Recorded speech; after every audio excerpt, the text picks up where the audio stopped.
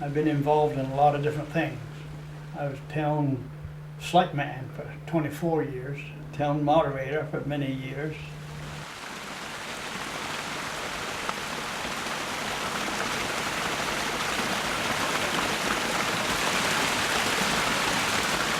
This was solid ledge across here. I blasted this all out and where the building is so that I could build it in here, and when the water is turbo high, you see, it can go down by.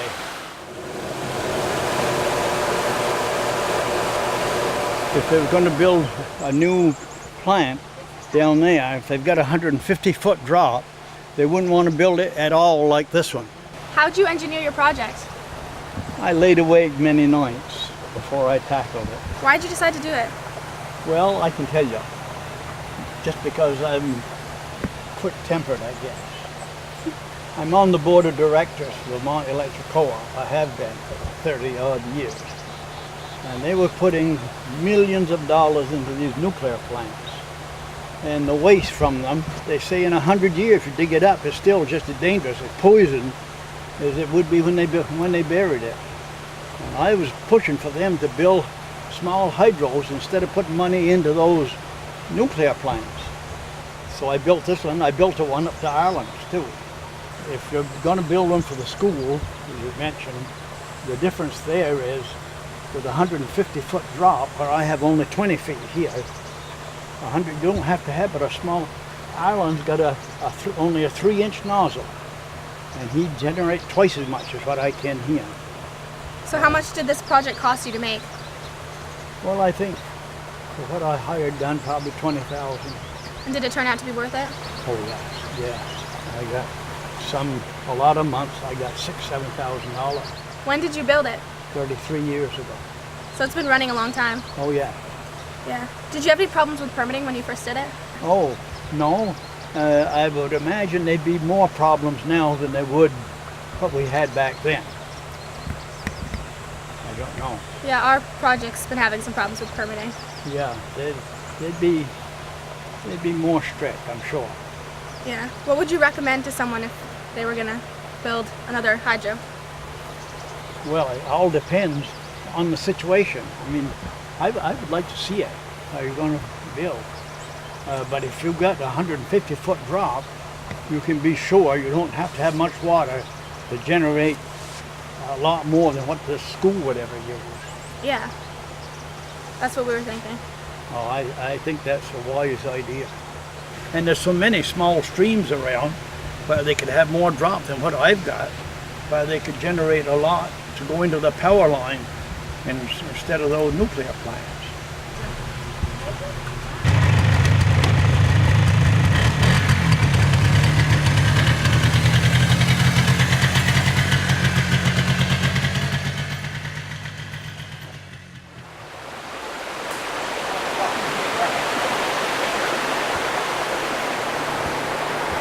Basically, I catch about half the water flow that comes down, and no procedure, half it would go in there and half it would go bypass.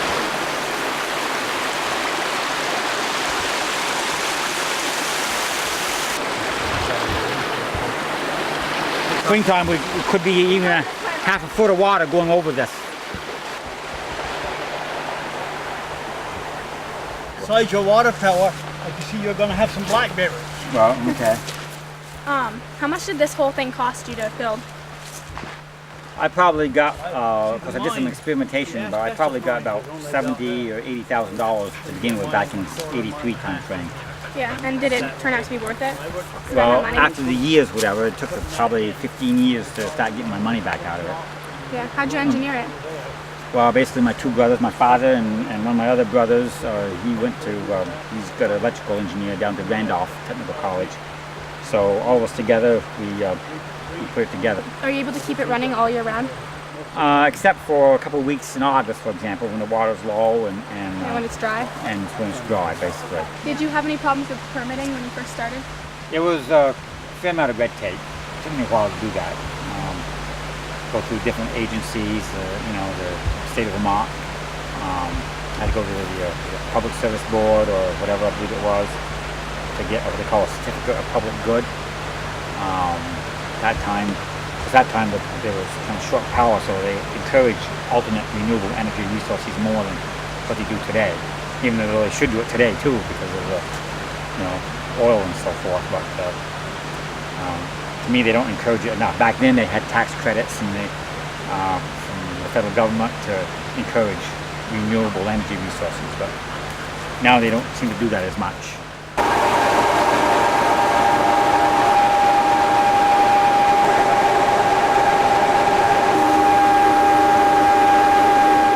I have about 160 feet ahead, which is about the same. You have how much volume of water do you have? We have a 13 square mile watershed. Okay. So I'd like to do about 9 CFS.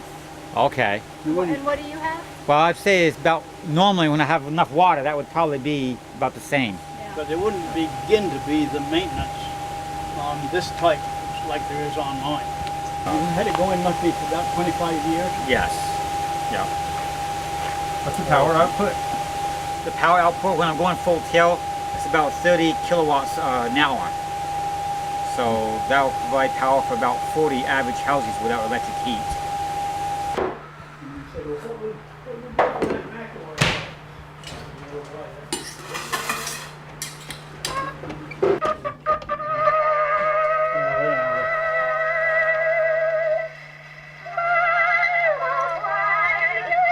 Don't sound quite like the new ones do.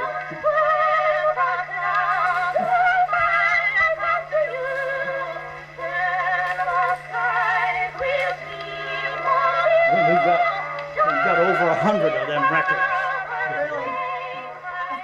5 boys and 1 girl.